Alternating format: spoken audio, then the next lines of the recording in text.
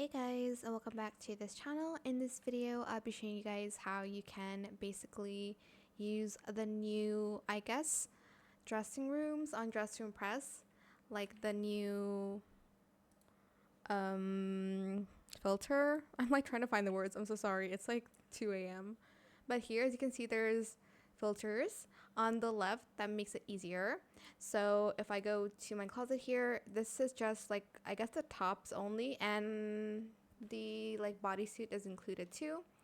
The second one are dresses and skirts here, as you can see, as well as like mermaid heels, I guess.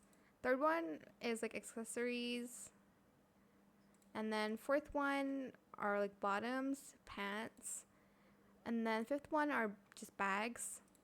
Sixth one is just like hair and like hair accessories, like including hats and stuff.